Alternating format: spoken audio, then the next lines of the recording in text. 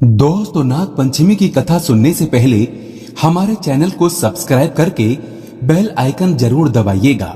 दोस्तों, नाग पंचमी की कथा मात्र चुपके से सुनने से भी आपके सभी पाप खत्म हो जाते हैं।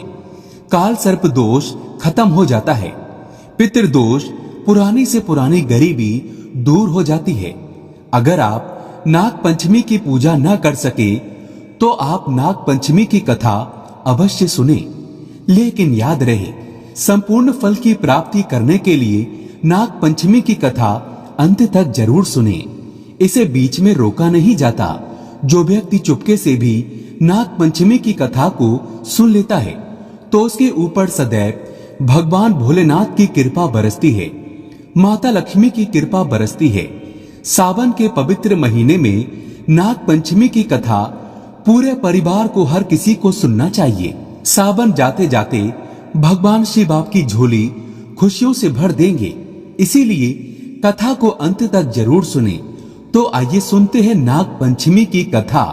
दोस्तों, प्राचीन काल में किसी नगर में एक सेठ जी रहते थे। उनके 7 पुत्र थे और सातों शादीशुदा थे। सातों पुत्रों की बहुओं में सबसे छोटी बहू सबसे ज्यादा विदुषी, सुशील और संस्कारी थी। एक दिन सबसे बड़ी बहू ने सभी देवरानियों से कहा कि आज घर को लीपने के लिए पीली मिट्टी लेकर आते हैं। सभी बहुएं डलिया और खुरपी लेकर मिट्टी लेने चली गईं। जब बहुएं मिट्टी खोदने लगी तब वहां एक सांप निकला।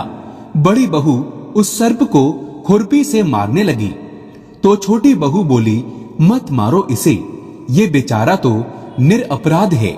ये सुनकर बड़ी बहू ने सर्प को नहीं मारा। तब सर्प एक ओर जाकर बैठ गया। छोटी बहू ने सर्प से कहा, आप यहां से जाना मत, मैं अभी आती हूं। ऐसा कहकर छोटी बहू सर्प के लिए दूध लेने चली गई। घर पहुंचकर वो अपने कामों में लग गई और सर्प को किया वादा भूल गई। अगले ही दिन जैसे ही उसे ये बात याद आती है तब वह दूध लेकर वहां पहुंची। तब उसने देखा कि सर्प तो वहीं पर बैठा है। सर्प को देखकर वो बोली, भैया मुझे माफ कर दो, मैं अपने कार्यों में लगकर आपसे किया वादा भूल गई। दोस्तों, तब सर्प बोला, मुझसे झूठ बोलने के लिए मैं अभी तुझे ढस लेता हूँ, लेकिन तूने अंत में सच्चे हृदय से मुझे भैया कहा है, इसीलिए मैं तुझे छोड़ रहा हूँ और आज से तू मेरी बहन हुई। तुझे जो चाहिए मांग लेना। छोटी बहू बोली, भैया मेरा कोई नहीं है, मुझे एक भाई मिल गया, मुझे और कुछ नहीं चाहिए। बस जब भी मैं अपने भाई को पुकारूं तो तुम चले आना। कुछ दिनों बाद सावन के महीने में सेठ जी की सभी बहुएं अपने अपने पीहर जाने लगी और छोटी बहू से बोली, तेरा तो कोई पीहर नहीं है, तू कहां जाएगी? ये सुनकर छोटी बहू बहुत रोई। तभी वो सर्प एक मनुष्य का रूप धारण करके उसके घर आया और बोला, मेरी बहन को भेज दो।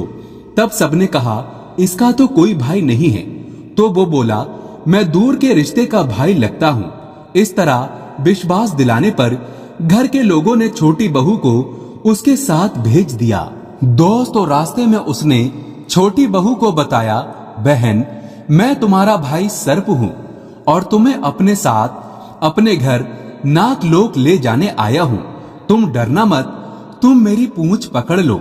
छोटी बहू ने सर्प के कहे अनुसार किया। जैसे ही वो नागलोक पहुंचे, नागलोक के धन ऐश्वर्य को देखकर छोटी बहू चकित रह गई। सर्प उसे अपनी माता के पास में ले गया और बोला, माता ये मेरी बहन है, इसने मेरी जान बचाई थी और ये कुछ दिन हमारे साथ रहने आई है। दोस्तों, सर्प की माता ने छोटी बहू को गले से लगा लिया। अब वो वहां खुशी खुशी रहने लगी। वहां शेषनाग के बहुत छोटे छोटे बच्चे जन्मे हुए थे।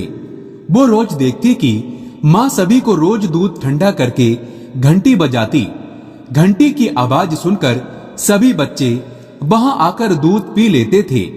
एक दिन वो माँ से बोली, माँ आज मैं दूध ठंडा कर देती हूँ। अभी दूध ठंडा भी नहीं हुआ था कि उसने जल्दबाजी में घंटी बजा दी और घंटी की आवाज सुनकर छोटे छोटे सांप दौड़ पड़े। दूध पीते ही कईयों के फन जल गए। सभी सर्प बोले, हम इसे डसेंगे, परंतु माँ के समझाने पर बच्चे मान गए। दोस्तों, तब उसके भाई सर्प ने और उसकी माँ ने छोटी बहू को हीरे मोती और जवाहरात देकर उसे विदा कर दिया। इतनी सारी धन दौलत देखकर बड़ी बहू बोली, भाई ने इतनी सारी दौलत दी है तो इसे झाड़ने के लिए एक सोने की झाड़ू भी दे देता। ये सुनकर सर्प ने सोने की झाड़ू भी लाकर दे दी और उसकी माँ की तरफ से हीरे मोती और मणियों का एक अद्भुत हार भी दिया। उस हार की प्रशंसा सारे नगर में होने लगी। दोस्तों, जब ये प्रशंसा नगर की रानी ने सुनी तो उस हार को पहनने की इच्छा उसने राजा को बताई। राजा ने तुरंत अपने सैनिकों को वो हार लेने भेज दिया। राजा के डर से सेठ जी ने छोटी बहू का हार सैनिकों को दे दिया। इस बात से छोटी बहू बहुत दुखी हुई और अपने भाई सर्प को याद करके उसे सारी बात बताई। सर्प बोला, बहन तुम दुखी मत हो, राजा खुद तुम्हें वो हार लौटाने आएंगे। रानी ने जैसे ही वो हार पहना, वो हार सर्प बन गया और रानी ने डर कर वो हार फेंक दिया। ये देखकर राजा ने छोटी बहू को उपस्थित होने का आदेश दिया। सेठ जी स्वयं छोटी बहू को लेकर गए। राजा ने छोटी बहू से पूछा, तूने क्या काला जादू किया है? छोटी बहू बोली, राजन मुझे क्षमा कीजिए, ये हार ऐसा ही है। ये हार मुझे मेरे भाई ने दिया है।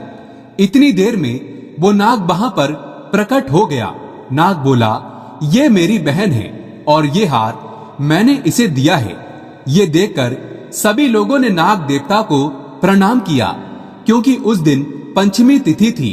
इसीलिए उस दिन से नाग पंचमी का त्योहार मनाया जाता है। दोस्तों, तभी से सभी स्त्रियां सर्प को अपना भाई मानकर उसकी पूजा करती हैं। शास्त्रों में बताया जाता है कि सावन के पवित्र महीने में नाग पंचमी के पावन पर्व पर नाग देवता को गाय का कच्चा दूध अवश्य अर्पित करना चाहिए। इस दिन नागों के राजा साक्षात आपको वरदान देते हैं। काल सर्प दोष समाप्त हो जाता है, पितृदोष दूर हो जाता है।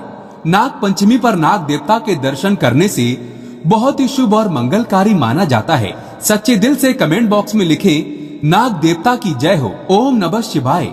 एक लाइक तो बनता है।